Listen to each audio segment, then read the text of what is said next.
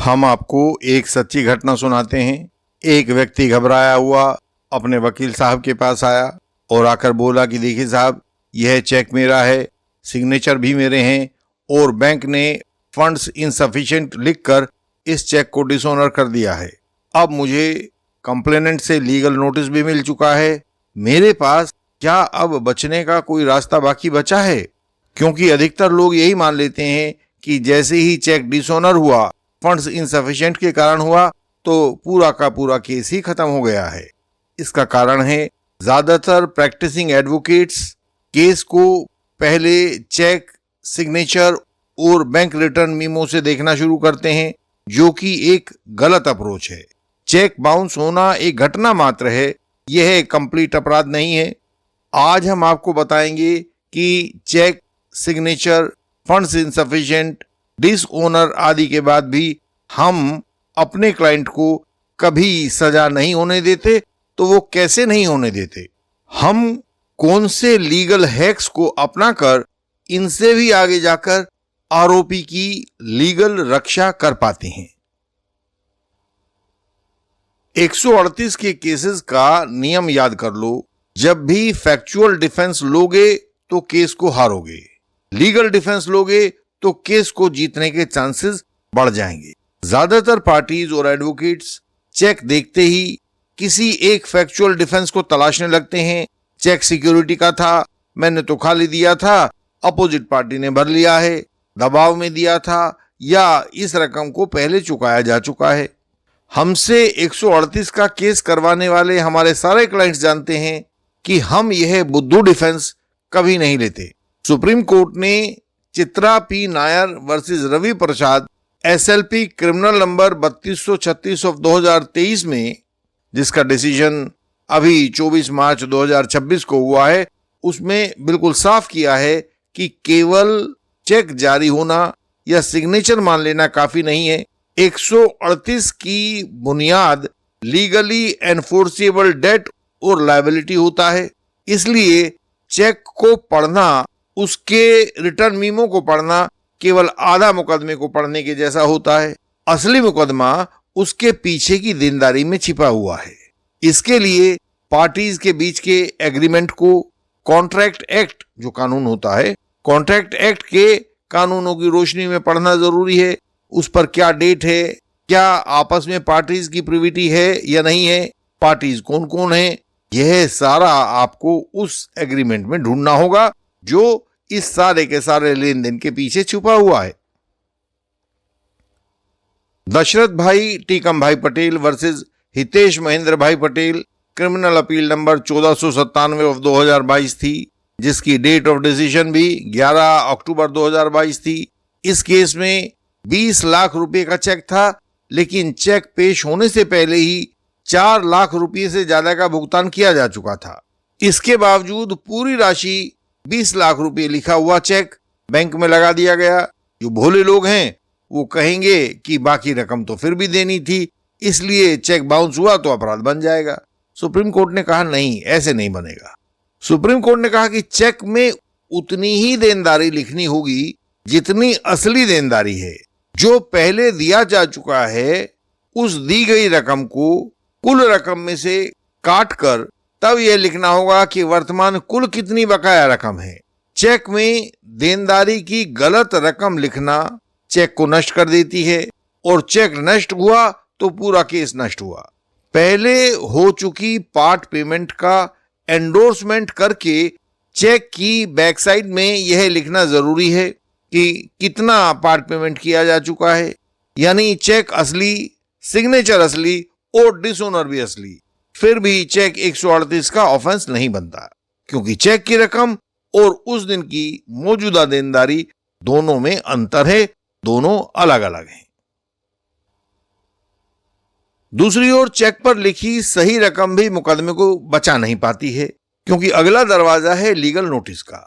Kaveri plastics versus Makhdoom Baba Noorul SLP 1184 of 2024 जो 2025 में decide हुआ था, इसमें 1 करोड़ की राशि बकाया थी, लेकिन आरोपी को लीगल नोटिस 2 करोड़ के राशि का भेज दिया गया। चेक फंड्स इनसफिशिएंट से लौट आया। कंप्लेनेंट ने कहा कि यह एक टाइपिंग एरर है, इसको सुधार कर 1 करोड़ पढ़ा जाए। सुप्रीम कोर्ट ने कहा कि नहीं, हम ऐसी गलत सफाई को नहीं मानेंगे। कानूनन उसी डिसऑनर्ड चेक की रकम की मांग की जानी चाहिए थी जो बकाया है। ब्याज, खर्च या लीगल चार्ज वगैरह अलग से मांगे जा सकते हैं, लेकिन उन्हें साफ साफ अलग से लिखना भी होगा ताकि कोई कंफ्यूजन ना रहे। लेकिन चेक की मूल रकम ही गलत लिख दी गई जो बकाया रकम से अलग थी। तो ऐसे में सुप्रीम कोर्ट ने उसको एक गलत प्रिंटिंग या गलत टाइपिंग नहीं माना। ऐसा लीगल नोटिस कानूनी लीगल नोटिस नहीं है जो दोनों की अलग अलग रकम को एक मिलाकर लिख देता हो, जो गलत रकम को बकाया रकम दिखाता हो। बैंक द्वारा चेक लौटाने तक ठीक था, लेकिन वकील साहब के ऑफिस में लीगल नोटिस को लिखते समय केस को बिगाड़ दिया गया। लेकिन असली सवाल यह है कि क्या आरोपी के वकील साहब में इस बिगाड़ को पहचानने की ताकत है या नहीं है। यह तय करता है कि आरोपी अब आगे बचेगा या नहीं बचेगा। अनेक एडवोकेट्स आरोपियों को जबरदस्ती राजा हरिश्चंद्र बना देते हैं। आरोपी मान लेता है कि चेक उसी का है, सिग्नेचर भी उसी के हैं, देनदारी भी उसी की है। इससे सेक्शन 118 और सेक्शन 139 एनआई एक्ट की प्रिजम्पशन आरोपी के विरुद्ध खड़ी हो जाती है। कानून शुरुआत में मानकर चलेगा कि चेक किसी देनदारी के भुगतान के लिए दिया गया था। हालांकि इंडियन लीगल सिस्टम अपने आरोपियों को फिर भी बचा ले जाता है। 2 केसेस थे, बसलिंगप्पा वर्सेस मुदीबासप्पा 2019 का केस था, रंगप्पा वर्सेस श्री मोहन, ये थोड़ा सा पुराना 2006 का केस था। साइटेशन आप सामने देख रहे होंगे। इन दोनों में सुप्रीम कोर्ट ने कहा था कि आरोपी को अपनी defence beyond reasonable doubt prove करने की जरूरत नहीं है। बचाव के लिए आरोपी को एक लीगली संभव डिफेंस दिखा देना इतना पर्याप्त होता है। यदि वो दिखा दे तो उसकी डिफेंस को मान लिया जाएगा। आरोपी को कंप्लेनेंट की कहानी को बस इतना दिखाना होता है कि यह कंप्लेनेंट की कहानी भरोसे के लायक कहानी नहीं है, और उसके लिए हमारे पास एक बहुत श्रेष्ठ लीगल टूल होता है, इंडियन लीगल सिस्टम का क्रॉस एग्जामिनेशन। हम कंप्लेनेंट की कहानी में ढेरों छेद करके अपने आरोपी को बचा लेते हैं। ऊपर हमने जिस चित्रा पी नायर के केस का वर्णन किया था वह इसलिए महत्वपूर्ण है क्योंकि हमारे 70-80% केसेस के जैसा है। कंप्लेनेंट का कहना था कि मकान बनवाने के लिए कुल 20 लाख रुपए नकद दिए गए थे और इसके बदले महिला आरोपी चित्रा ने 10-10 लाख के 2 चेक दे दिए थे। 20 लाख रुपए का कथित कैश पेमेंट हुआ बताया गया, लेकिन कोई रिटर्न एग्रीमेंट, कोई रिसीट, वाउचर, अकाउंट स्टेटमेंट या कोई अन्य दस्तावेजी सबूत ऐसा नहीं था जो कोर्ट के सामने रखा गया हो। सुप्रीम कोर्ट को यहां डाउट हो गया। कोर्ट ने पूछा, इतनी बड़ी रकम किस तरह दी गई? सीधे बैंक से ट्रांसफर क्यों नहीं किया गया? कोई लिखित एक्नॉलेजमेंट क्यों नहीं दिया गया? इतनी बड़ी रकम का ट्रांसफर और कोई लिखा पढ़ी नहीं की गई, यह कहानी सामान्य इंसानी व्यवहार से मेल नहीं खाती है। सुप्रीम कोर्ट ने आरोपी महिला को बरी कर दिया। आप भी देखें कि अच्छा डिफेंस कई बार नई कहानी बनाने से नहीं बनता, शिकायतकर्ता की अपनी कहानी में लीगल डिफेक्ट दिखाने से बनता है। इंडियन लीगल सिस्टम यही करता है, अपने सवालों से उसकी कहानी में ढेरों छेद कर देता है। एक और गलती लीगल नोटिस के बाद की जाती है। कई आरोपी नोटिस को दराज में रख देते हैं कि चलो जवाब कोर्ट में दे देंगे। संजय बिजतारी वर्सेस किशोर बोरकर जो 2025 का केस था, उसमें 6 लाख रुपए के फ्रेंडली लोन का मामला था। सुप्रीम कोर्ट ने इस बात को महत्वपूर्ण परिस्थिति माना कि आरोपी ने स्टैट्यूटरी नोटिस का जवाब नहीं दिया था। उससे थोड़ा सा पहला केस था टेडी सिंह वर्सेस नारायण दास महंत जो 2022 में डिसाइड हुआ था। उसमें बताया गया था कि यदि आरोपी बाद में शिकायतकर्ता की आर्थिक हैसियत पर सवाल उठाना चाहता है कि भाई आपकी इतनी हैसियत नहीं थी कि मुझे 50 लाख का लोन दे पाते, तो समय रहते लीगल नोटिस के जवाब में यह डिफेंस उठाना महत्वपूर्ण हो जाता है। ऐसा नहीं है कि रिप्लाई न देने वाला हर आरोपी दोषी हो जाएगा।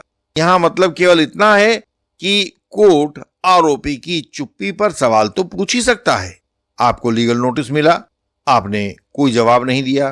कई बार सीखदड़ वकील साहब और क्लाइंट लीगल नोटिस का गलत जवाब देकर अपनी सजा पक्की कर लेते हैं। जवाब में फैक्चुअल डिफेंसेस को प्लीड करके अपना केस खराब कर लेते हैं।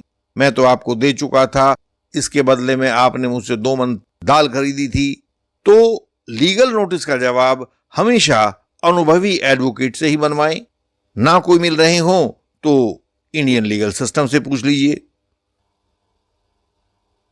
यहीं एक दूसरी गलत डिफेंस से भी बचना चाहिए। अक्सर कहा जाता है कि इनकम टैक्स एक्ट के सेक्शन 269 SS के तहत 20,000 रुपये से अधिक का कैश लोन दिया नहीं जा सकता है।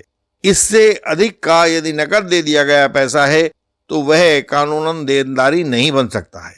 यह वाला नियम पहले तो चलता था, लेकिन जब से सुप्रीम कोर्ट ने संजा बिजतारी वाला केस डिसाइड किया है तो इस नियम को बदल दिया है।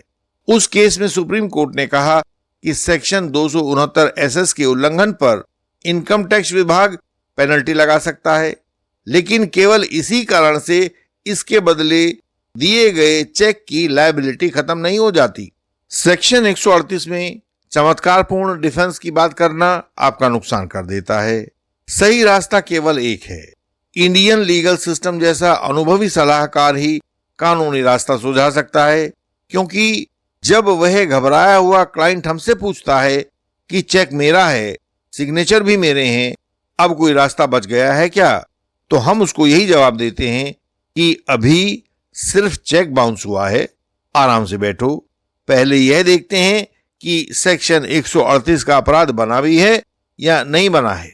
सच में देखा जाए तो आज हालत यही है कि कंप्लेनेंट या प्रोसिक्यूशन आपके ऊपर 20 तरह से 138 के केसेस में अटैक्स करते हैं, और हम हैं कि आपको 100 तरह की अलग अलग डिफेंसेस देकर आपका बचाव करते हैं। यह जद्दोजहद चलती रहेगी। सेक्शन 138 के मुकदमों में 2 तरह के आरोपी होते हैं।